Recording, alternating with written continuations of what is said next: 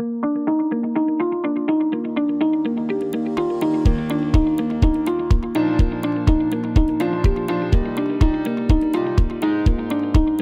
afternoon. I'm here with Ken Frank from Michigan State University, who is a professor of sociometrics. So it's really striking to me that most of the literature on PD really focuses on the qualities of the professional development itself, but doesn't really focus so much around the social interactions amongst the recipients of professional development and the effects on their learning that are connected to their peer influences. So can you describe a little bit about how your work focuses on sharing of knowledge across social groupings?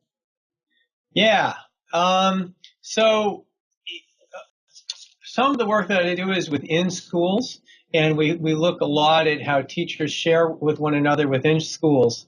The bit about that is that teachers have a high investment in their colleagues because they inherit students from their colleagues, and they have to coordinate their teaching with their colleagues, and they have shared local knowledge. They're teaching in the same contexts. So they have good incentives to share with one another. So I spend a lot of time focusing on that. A study that you shared with me from 2013 looked at something that you called spillover effect. And so what is spillover effect, and can you tell us a little bit about that study?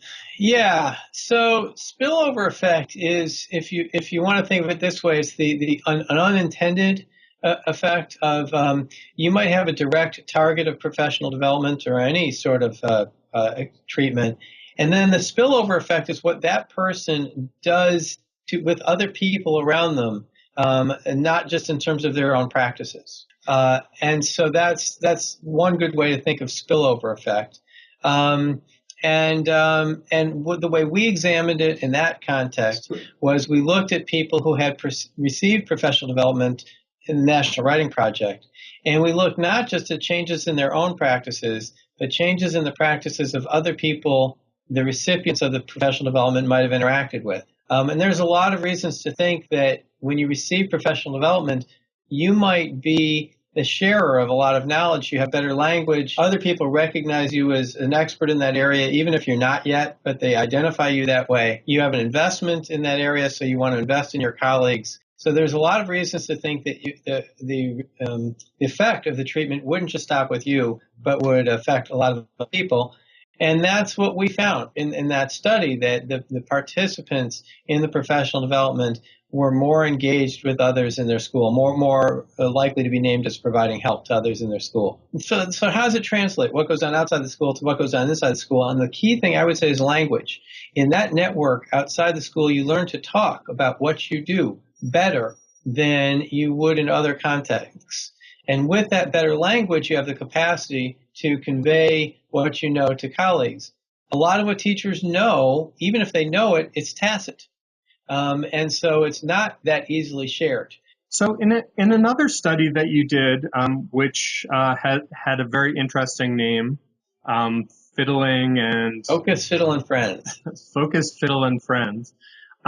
You were really looking at the way that social interactions were a actual means of professional development, if I understand it right. So you were looking at computer usage, and teachers had different levels of implementation, and their experiences with the reform led them to have different levels of interaction with their colleagues, maybe. So maybe you can clarify this a little bit more.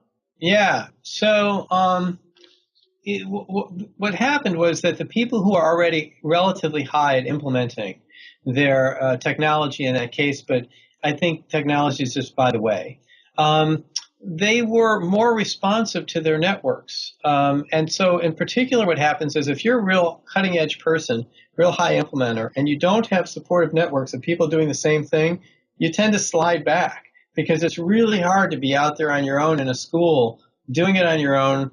Then your colleagues aren't there with you. They might even be working against you or competing with you. It becomes very challenging. So, but the people who were high implementers who had others around them doing the same were able to sustain that level of implementation. And so, and then there's questions about why. Maybe it's a form of emotional support. There's also, again, a language issue that until you have had some professional development, formal, and experimented with something, you might not be able to benefit wholly from the interactions with your colleagues who are using a different language to describe a phenomenon. Once you've been given that language and had some experience, you can get much more out of interactions with colleagues. So you've made a couple of really, really important distinctions, I think. One is the notion of having an experience with an external network and how that translates into the internal network inside of a school. That's one distinction. And then the other distinction is if you're in an environment that has more people who are engaging with you at a high level, that allows you to provide, it gives you additional impetus and common language to continue your engagement with whatever new idea you're trying to engage with. I'm curious, you've mentioned several times the importance of common language. Yeah. Tell me more about how you see that as such an important attribute to be focused on. Yeah, I spent a lot of time in my work thinking about what is the production process of teaching. And teaching is very much, it's an oral practice, but the how-to of teaching is very much tacit. And so given that, if you go back to Dan Lordy's, the teachers are in the egg crate classrooms, well, why? Maybe it's structural, this and that, but also they don't get a lot of practice talking about what they do. And they're not necessarily given a lot of common language for what they do. So I see that as a real barrier, and I have been there when teachers struggle to talk to each other. And I actually quoted Cynthia Coburn, and you can kind of hear them struggle at one point. I think that's the right quote. So I think language is very important. And then I picked up on this in the organization literature, ASQ, and places like that, the business and management literature. And they pay a lot of attention to tacit versus explicit knowledge and the challenges of tacit knowledge, sticky transfers. Hanson's got a piece on how difficult it is to transfer tacit knowledge. So I think that the key is to have groups of teachers talking to each other. Those groups are either within a given school or between schools, and they learn from each other, but they also learn how to talk about it. And that can really lay the foundation for learning more broadly. So, and that's really interesting because that's typically not a variable that we think about measuring when we look at the influence of a professional development program. Yeah, that's right. And actually, it's something that research and theory can give because we should be able to name things and give good definitions to things.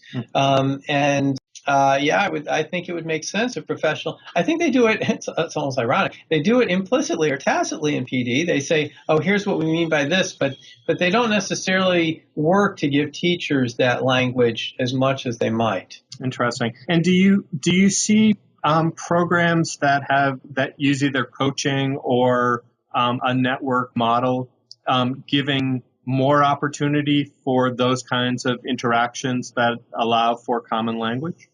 So some professional development programs, I'll give an example. Teach for America is one example. NWP is also one example where, okay, here we are. We have our summer professional institute or whatever it happens to be. And I develop nice language skills, but I don't necessarily develop an orientation towards taking my knowledge back to my school and working with the other teachers in my school. NWP has you do that a little bit. Teach for America did not.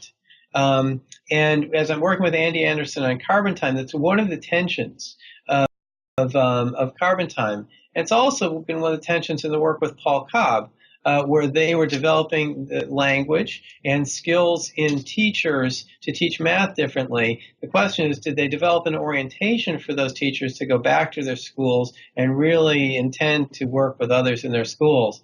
And I think that's kind of on the edge of it. I think that if someone is there like me or somebody else saying, when they get back to school, you got to orient them toward the school, then those things are likely to do it. And if not, they might just be really happy with their summer institute experience with their learning. The learning at the summer institute is great. The language is great. and they might have great takeaways from that, but it could create problems from the perspective of the school as an organization.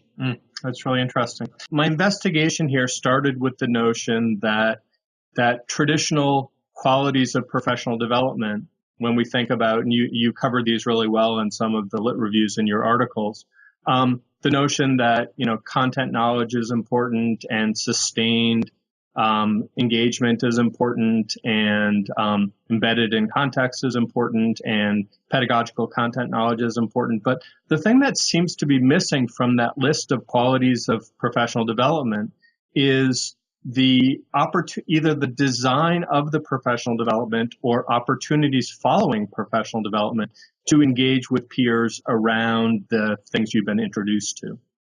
And so I'm curious about whether you're seeing these ideas make their way into both the research on more contemporary professional development programs or in the way people are looking at traditional professional development programs. The place where I think it resonates with a lot of current work is with coaches.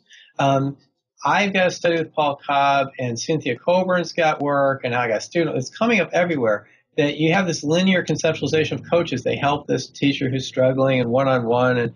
But really, I think what happens is the presence of the coach in the school changes the dynamic in the school, changes the social interactions of the school, maybe by legitimizing that focus on that topic, or by giving teachers language for communicating.